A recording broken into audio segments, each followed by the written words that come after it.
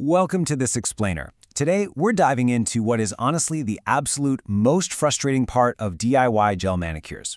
We're going to figure out exactly why your gel manicures lift, chip, and peel off. And more importantly, how to stop it from literally ever happening again.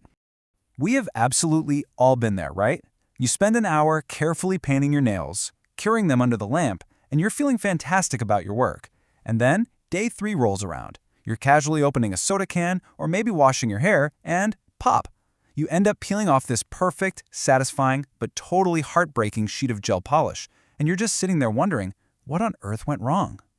Well, spoiler alert, the polish itself is almost never to blame. People are constantly switching brands looking for that one magic bottle that just won't chip, but the reality? It all comes down to how systematically you prepare the natural nail before a single drop of color ever touches it. You see, gel polish doesn't just stick to your nails the way paint sticks to a wall. It requires a very specific chemical and mechanical bond to hold on.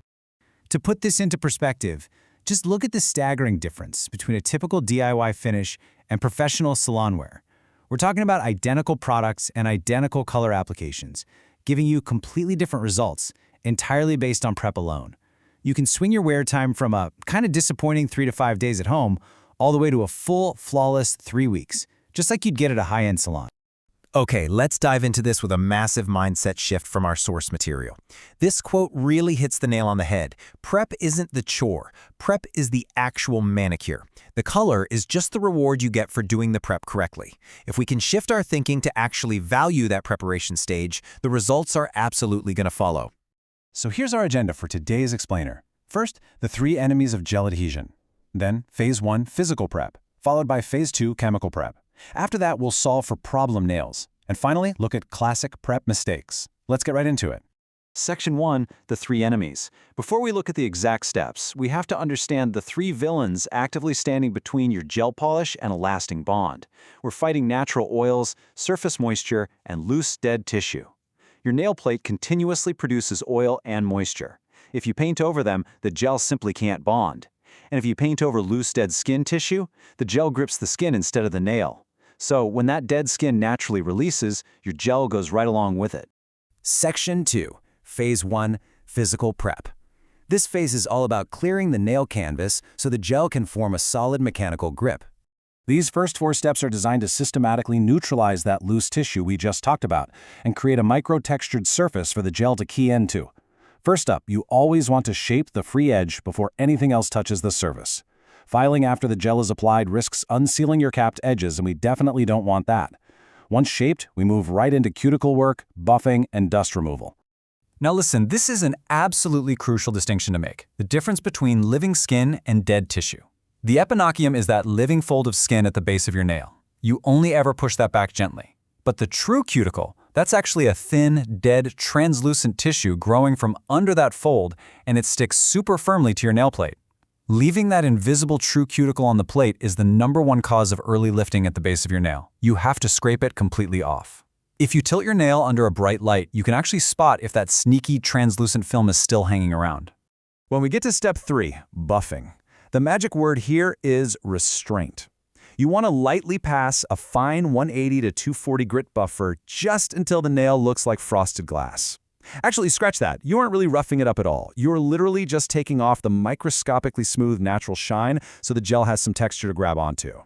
Overbuffing thins the plate, and when your nail gets too thin, it flexes under the rigid gel, which instantly pops the bond. So seriously, stop at matte. For step 4, remember that the dust from buffing is invisible sabotage. It's just this fine layer of particles waiting to ruin your manicure. And whatever you do, do not use cotton pads here. Cotton sheds these tiny little fibers that will embed in your base coat and actively wick moisture right up underneath your gel. No way. You've got to use a stiff, clean manicure brush followed by a totally lint-free wipe dampened with cleanser to clear out those sidewalls perfectly. Section 3, Phase 2, chemical prep. Now that the canvas is physically totally clear, we get into the chemistry of adhesion to deal directly with those other 2 enemies, natural oil and surface moisture. These final chemical steps are where the real magic happens. We need to strip away any surface moisture and oils and optimize the nail plate's alkalinity for a perfect gel bond. So you'll dehydrate the plate, balance the pH with a prep bonder, and then, only if it's actually needed, apply a primer. And this brings us to the absolute strictest rule of prep, the no-touch rule. You must dehydrate immediately before applying your base coat. If you dehydrate and then, mindlessly scratch your hair, grab your phone, or touch your face, bam, skin oils have just recontaminated the surface. You are strictly touch forbidden at this stage. If you slip up and touch something, you have to dehydrate the nail all over again, no exceptions. Now regarding step 7, primer. Primer is incredibly misunderstood. If you have pretty standard nails, you honestly might not even need it.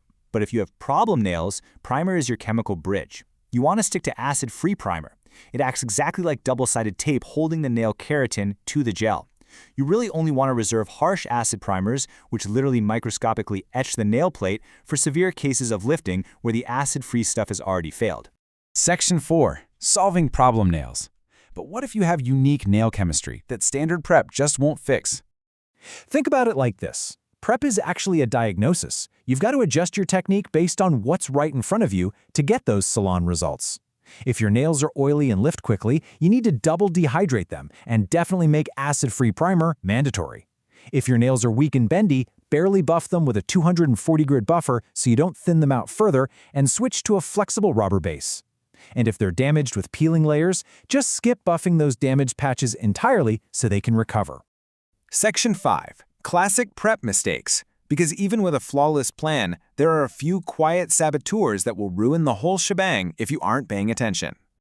Take a really close look at these classic mistakes, but especially focus on that second one, soaking your nails in water before applying gel. I know, a pre-gel water soak feels incredibly luxurious, right? But it is pure sabotage. Your nail plate acts like a sponge, absorbing the water and physically expanding. If you paint gel over an expanded nail, it is practically guaranteed that your rigid gel will pop right off as the natural nail inevitably shrinks back down over the next few hours. Keep water and hand creams far, far away from your prep. 10 to 15. That is the magic number of minutes a complete, unhurried, 7-step prep sequence should take you for both hands. Roughly 2 to 3 minutes for shaping, 4 to 5 delicately clearing out that true cuticle, a couple minutes gently buffing to a matte finish, 2 minutes for cleansing, and a minute for the chemical dehydration. If you're rushing and knocking all of this out in 3 minutes flat, your wear time is absolutely going to suffer. Good prep just takes time. The manicure is honestly won or lost before that first drop of color is ever even applied. Give these 7 strict steps your full 15 minutes. Respect the invisible enemies of adhesion and absolutely follow the no-touch rule. So the next time you sit down to do your nails, I want you to ask yourself, are you just going to slap some paint on, or are you finally ready to treat the prep as the real manicure?